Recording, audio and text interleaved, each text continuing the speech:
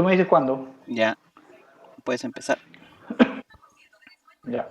Buenas noches, eh, profesor.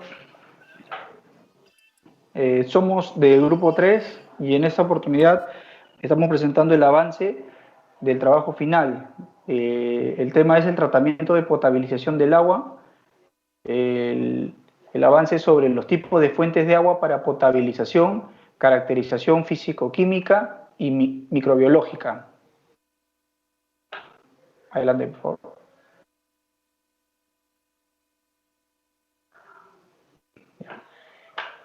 Bueno, existen tipos de fuentes de agua para potabilización.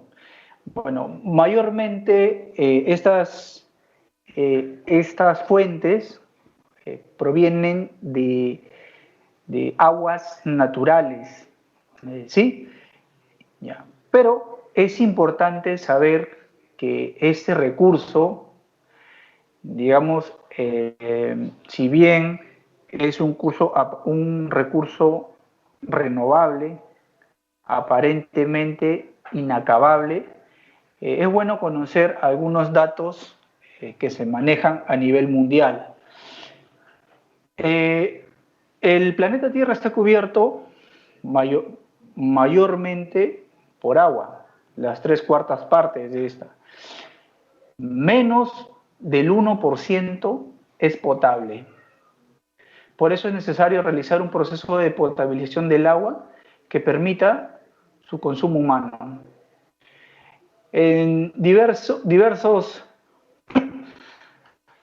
entidades, diversos estudios a nivel mundial, eh, toman distintos valores con respecto o mejor dicho, estiman la cantidad de agua potable, de agua que puede ser destinada para el consumo humano. Eh, y esto tienen distintas, digamos, distintos valores, distintos porcentajes, pero si bien son distintos, son también se acercan bastante, ¿no? Bastante, no son tan, no son, no, digamos, no son tan disparejos.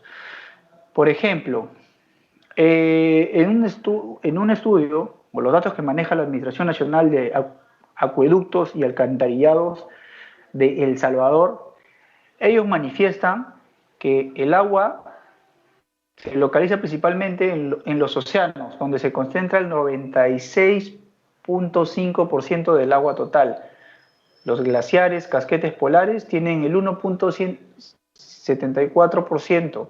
Los depósitos subterráneos en acuíferos y los glaciares continentales suponen el 1,72% y el restante 0,04% se reparte entre lagos, humedales, atmósfera, embalses, ríos y seres vivos.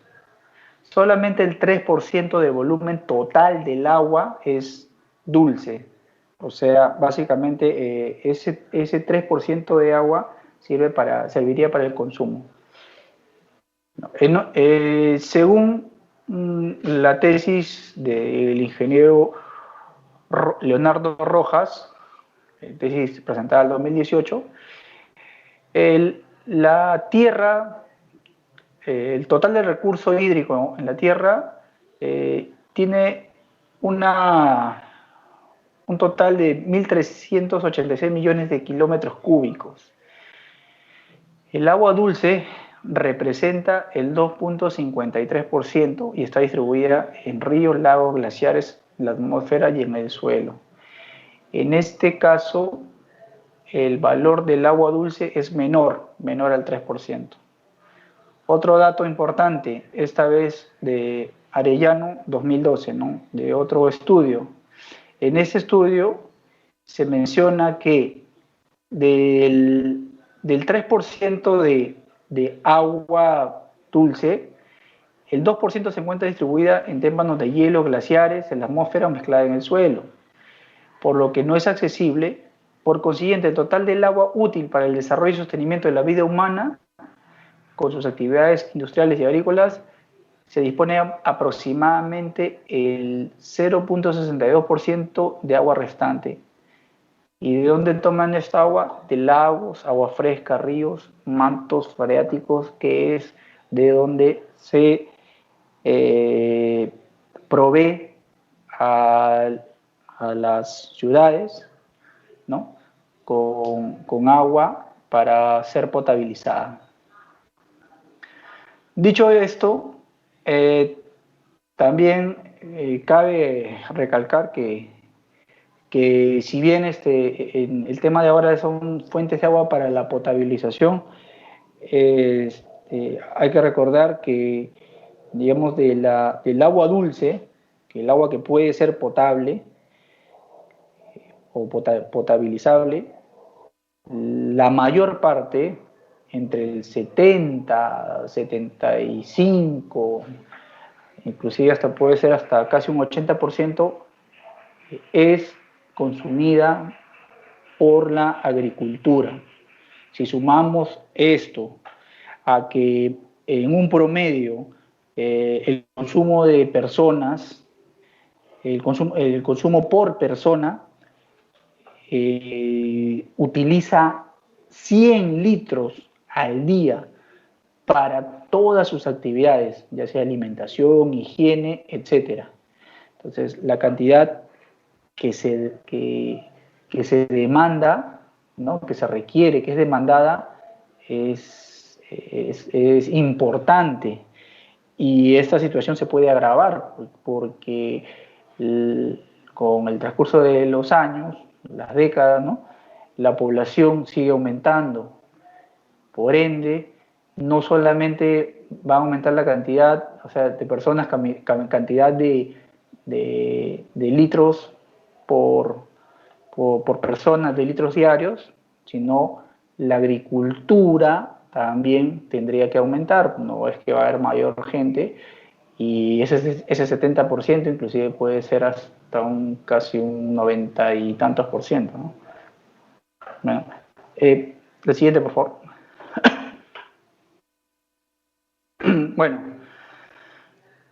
esta es una diapositiva en la cual se muestra, digamos, una distribución del agua en el planeta, pero en esta ocasión la fuente proviene ya de una entidad de las Naciones Unidas, ¿no? La FAO. Bueno, en esta entidad más o menos se plasma lo que he estado explicando acerca del agua dulce, ¿no? Del agua que puede ser utilizada. No todo el agua, digamos, es accesible, ¿no? El agua dulce. En este caso, la FAO considera que el agua dulce disponible es el 0,77% disponible. Como verán, los valores son muy parecidos, no son los mismos, pero realmente se puede inferir de que la cantidad de agua disponible no llega ni siquiera al 1%, ¿no?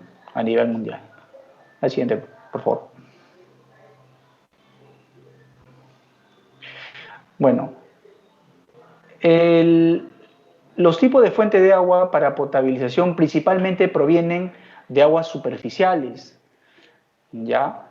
También de aguas subterráneas, ¿ya? La característica que tienen estas aguas es que en estas aguas se pueden encontrar principalmente carbonatos, bicarbonatos, sulfatos, cloruros, nitratos. Como constituyentes minoritarios, fosfatos, silicatos, metales como elementos de traza y gases disueltos como oxígeno, nitrógeno y dióxido de carbono. En el caso de las aguas subterráneas, van a tener mayor concentración de compuestos inorgánicos o metálicos también, ¿no? Debido a que estas aguas pasan por capas geológicas, rocas geológicas que contienen estos minerales, y por esta razón ellos al momento digamos, eh, eh, pasar por por estas vías, por estos cauces subterráneos, tienen esta característica de ser, digamos, contaminados, si es que se puede utilizar el término en el caso de agua potable, o digamos es un fenómeno natural, ¿no? Que el agua obtenga los minerales de las rocas o sedimentos por los cuales está pasando. Adelante, por favor, el siguiente. Las aguas meteóricas. Estas aguas básicamente se refieren a las aguas que provienen de la lluvia. ¿Ya? En muchas localidades, en muchos pueblos, principalmente en Perú, en la Amazonía sobre todo, una de sus principales fuentes de agua de las comunidades que inclusive que son ribereñas a los ríos Amazonas, al Putumayo, al río Napo, ríos navegables, caudalosos, no tienen acceso a agua potable, y el agua el agua más limpia que pueden tener proviene de la lluvia, ¿no? De aguas meteóricas. Ahora, ¿qué es lo que sucede con estas aguas meteóricas? Estas aguas meteóricas aparentemente son más limpias o menos contaminadas. También tienen características muy específicas. Por ejemplo, el agua de lluvia presenta cationes, el sodio, el calcio, magnesio, potasio. Presenta los aniones del cloro, bromo, de los sulfuros, de los óxidos nitrosos y otros gases, ¿no? También, por estar en el medio, en el aire, en suspensión, también son más propensos a contener dióxido de carbono, oxígeno, ozono, nitrógeno y argón. Esos son los elementos que se encuentran en la atmósfera. Bueno, aquí hay un gráfico donde se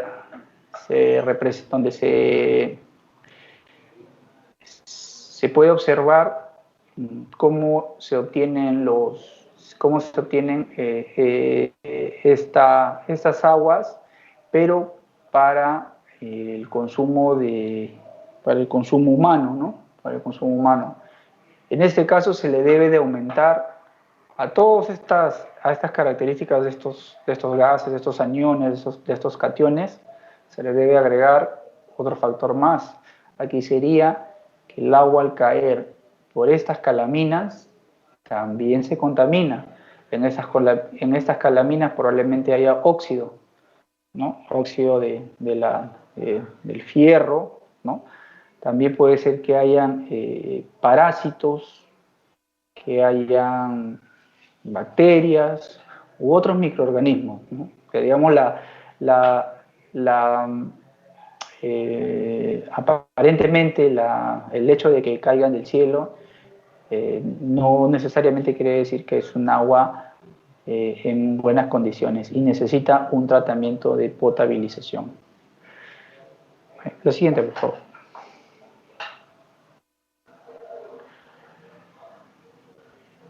Ya.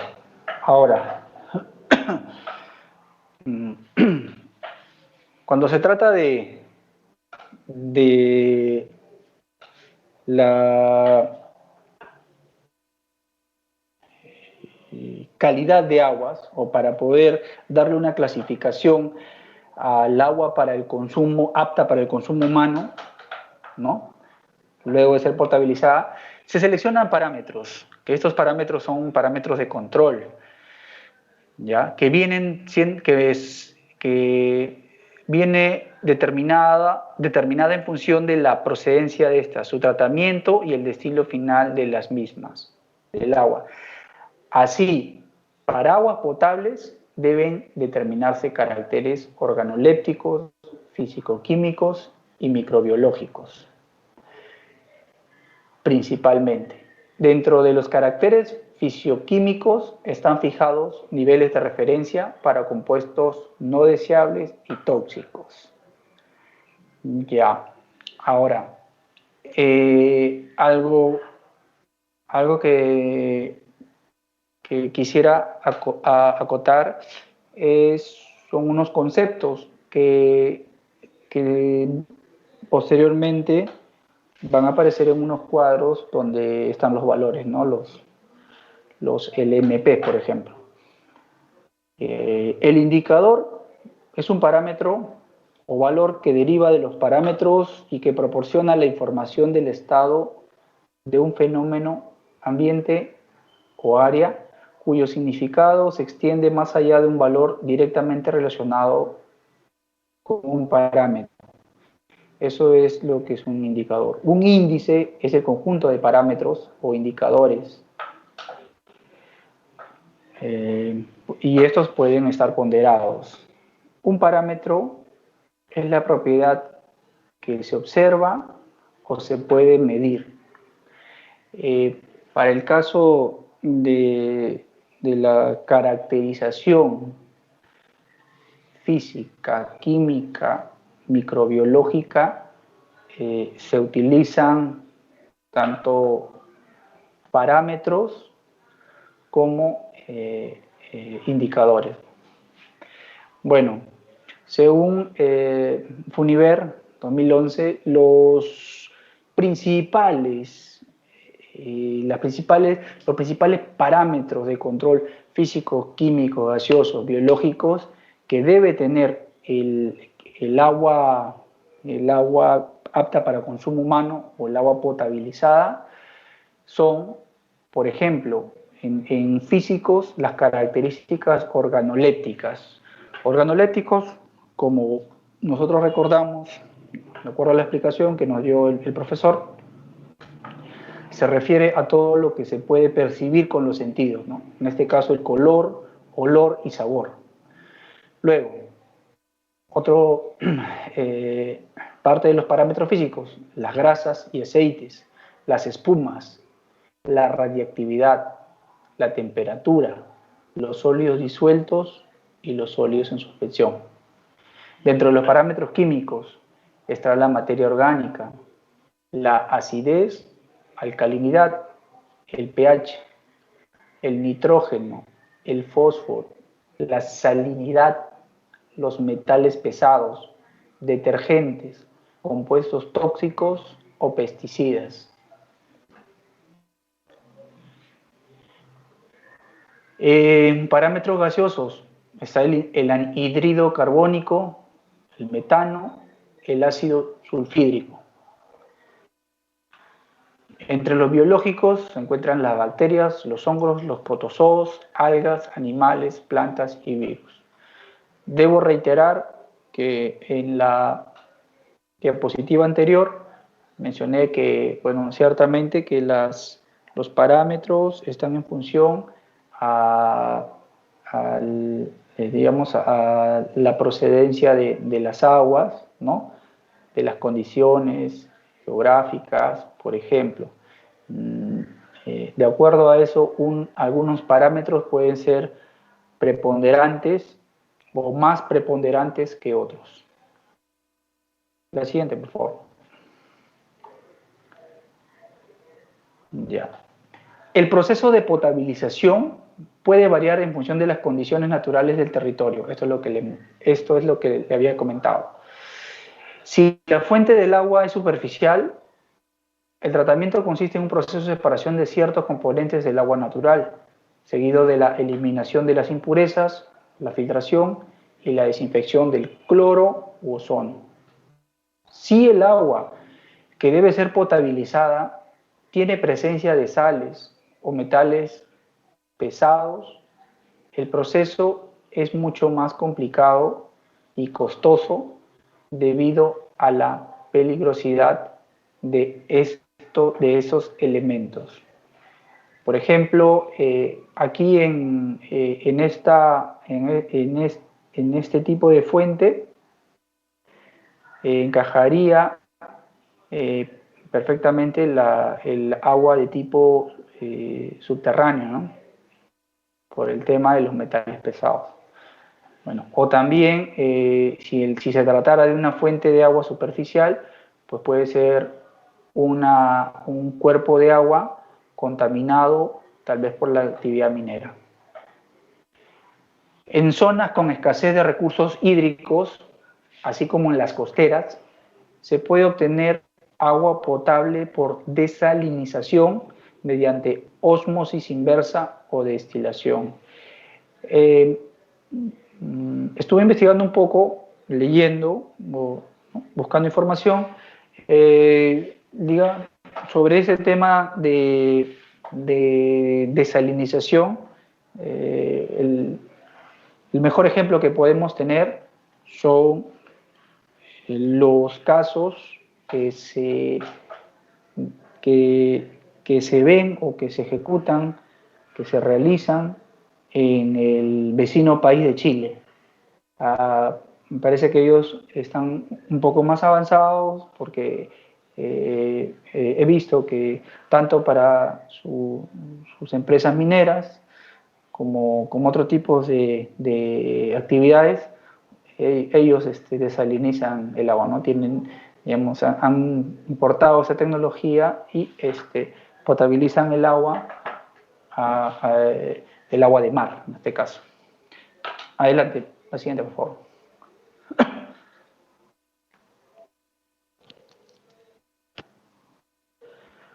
Características físicas, químicas y microbiológicas de las aguas. Las aguas naturales, al estar en contacto con diferentes agentes, como el aire, el suelo, la vegetación, el subsuelo u otros cuerpos, incorporan parte de los mismos por disolución o arrastre, o incluso, en el caso de los gases, por intercambio.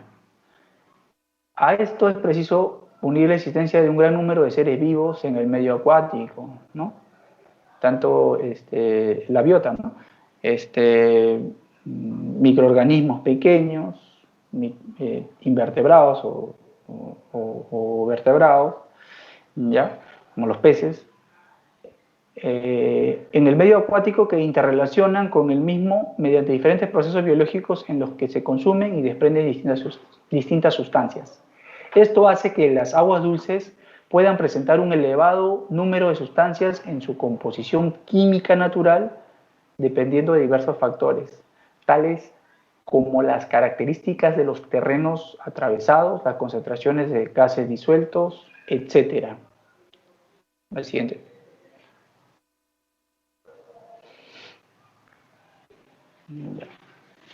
El agua de origen superficial, en este caso estamos hablando de los superficiales, presentan las características más frecuentes.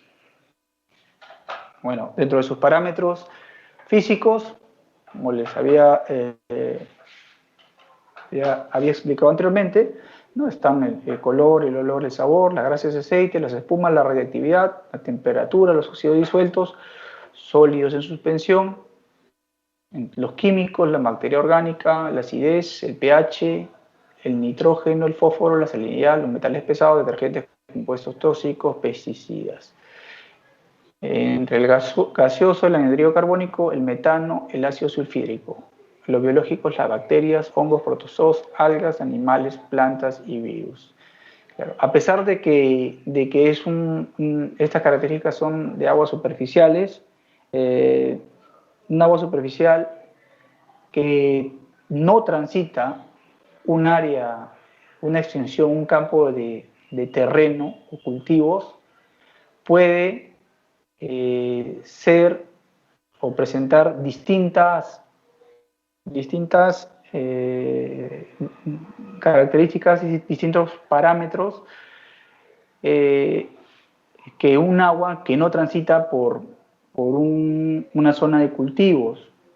Por ejemplo, la que sí transita áreas de cultivos sí va a arrojar valores de pesticidas o de compuestos tóxicos. En cambio, la otra agua superficial que no transita por aguas, por campos, por cultivos, probablemente no vaya a presentar ningún compuesto en este parámetro. Siguiente, por favor. Ya.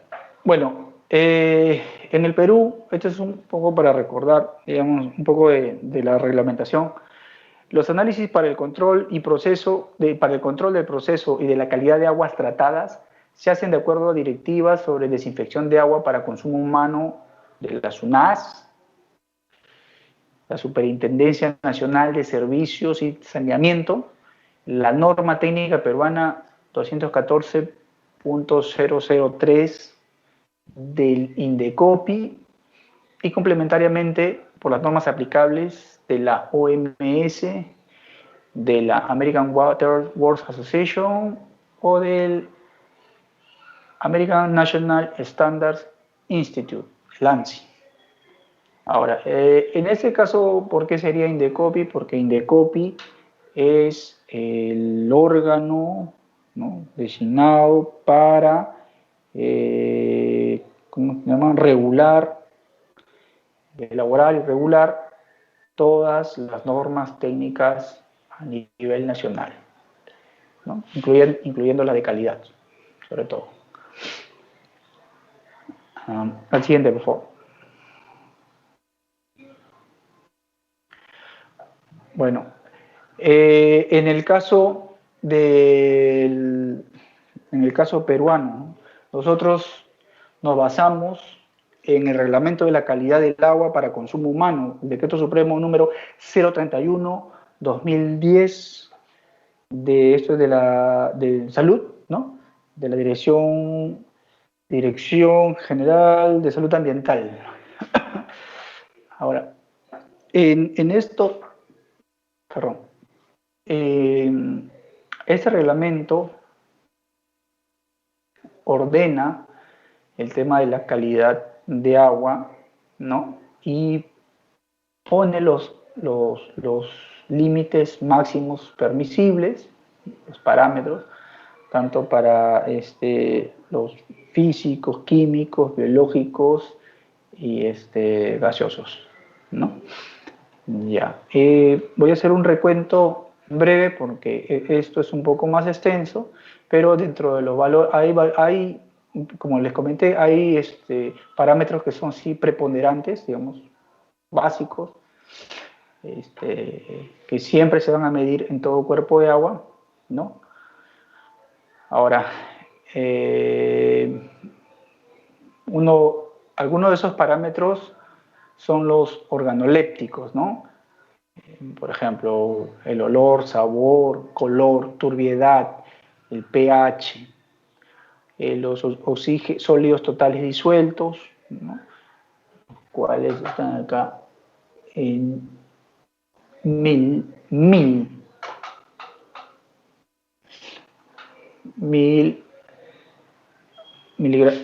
miligramos por litro. Los cloruros, sulfatos, la dureza total del agua, que mayormente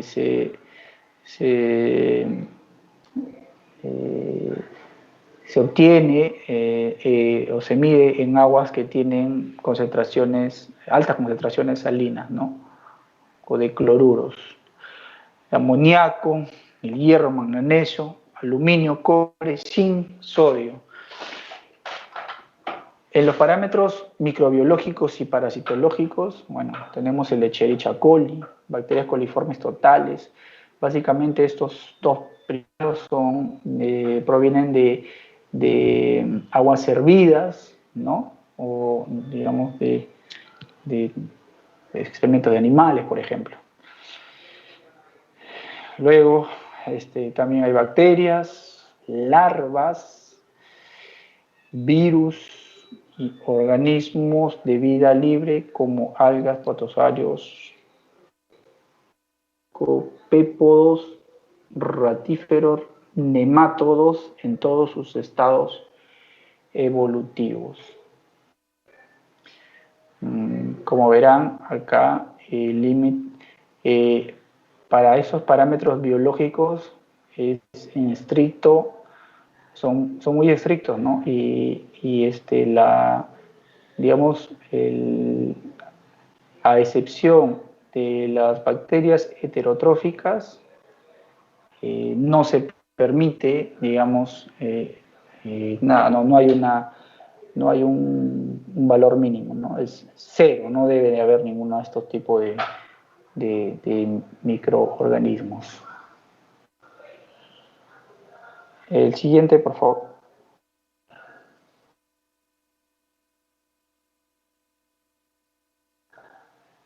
Siguiente. Ya. Luego están los parámetros químicos inorgánicos y orgánicos, ¿no? Dentro de estos parámetros están los que provienen de la contaminación por metales, principalmente. Aquí están el antimonio, el arsénico, el bario, el boro, el cadmio, cianuro, cloro. Muchos de estos compuestos químicos, digamos, son tan nocivos que las concentraciones que se les pone, ¿no? Como límite máximos permisibles son bajísimas, son muy bajísimas. Y esto, digamos, en nuestro país este es el estándar. En algunos otros países, como en México, estos valores disminuyen aún más, ¿no? Son más estrictos en cuanto a calidad, aparentemente. La siguiente, por favor. Bueno, como verán, los límites máximos permisibles de parámetros químicos inorgánicos y orgánicos es bastante extenso, sobre todo en los parámetros orgánicos, que ellos llegan hasta 77 parámetros orgánicos, ¿no?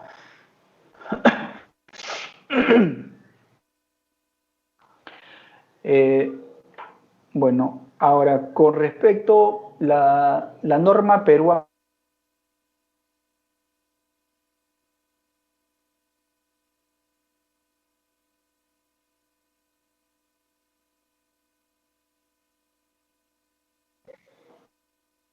perdón, en el arsénico ponen, en el caso de los sistemas existentes, se establecerá en los planes de adecuación sanitario el plazo para lograr el límite máximo permisible para el arsénico de 0.0.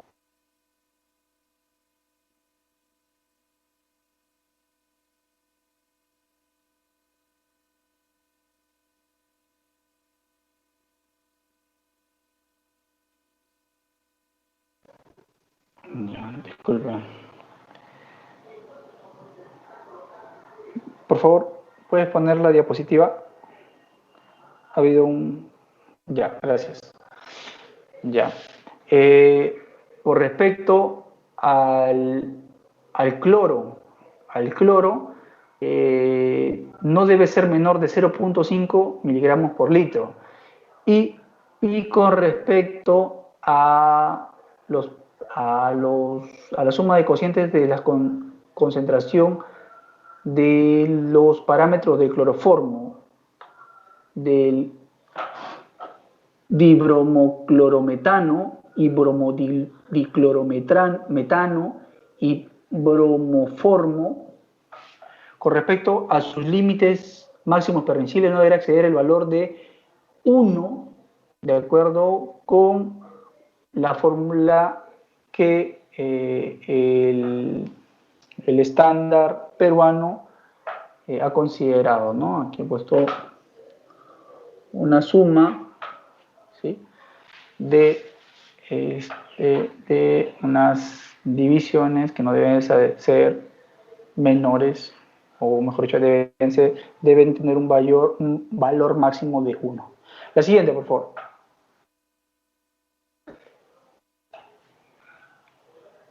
Ya. Ahora, con respecto a los límites máximos permisibles de parámetros radiactivos,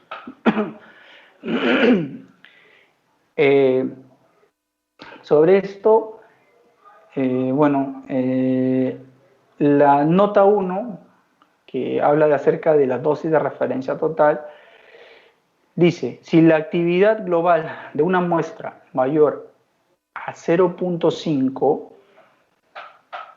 pk por litros, o la actividad global es mayor a 1, se deberán determinar las concentraciones de los distintos radionúclidos y calcular la dosis de referencia total.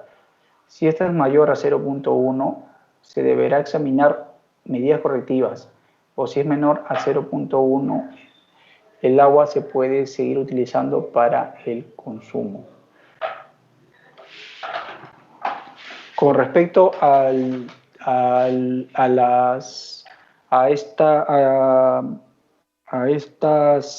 estos parámetros y sus mediciones, en las tesis y estudios que hemos consultado, y por lo menos para el caso peruano, no hay mediciones, no hemos encontrado mediciones de monitoreo de parámetros radioactivos en cuerpos de agua, ¿no? Esa es una aclaración que quisiera compartir. La siguiente, por favor. Ya. Ahora, con respecto a los índices de calidad de agua, los ICAS,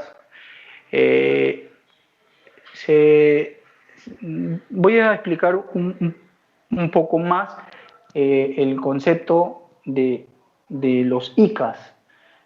La valoración de la calidad de agua puede ser entendida como la evaluación de su naturaleza química, física y biológica en relación con la calidad natural, los efectos humanos y usos posibles. Para simplificar, la interpretación de los datos de su monitoreo, existen índices de calidad de agua e índices de contaminación, los cuales reducen una gran cantidad de parámetros a una expresión simple de fácil interpretación entre técnicos, administradores ambientales y público en general. Un ICA es un número único que expresa la calidad del recurso hídrico mediante la integración de las mediciones de determinados parámetros de calidad de agua, y su uso es cada vez más popular para identificar las tendencias integradas a los cambios en la calidad de agua. ¿Esto qué quiere decir? Mayormente este ICA es un método estadounidense, ¿no? El ICA NSF, de la Fundación Nacional de Sanidad de los Estados Unidos, o Fundación Sanitaria Nacional, ¿ya?, donde ellos han creado un método en el cual consiste en, a través de la medición, monitoreo de 9 parámetros, ¿sí?, y en base a una evaluación estadística pueden obtener, digamos, unos valores, los cuales le van a poder decir si el agua es excelente, buena, favorable, regular o mala. Para el caso peruano se consideran el rango del 95 a 100 como excelente, bueno 80 a 94, favorable 65 a 79, regular 46 a 64 y malo 0 a 44. Adelante, por favor, presidente. Bueno, ese ha sido la explicación, la exposición sobre fuentes de agua para potabilización, ¿no? La explicación sobre las características físico-químicas, microbiológicas, un poco más de conceptos y espero que haya sido de su comprensión y su aprovechamiento. Muchas gracias.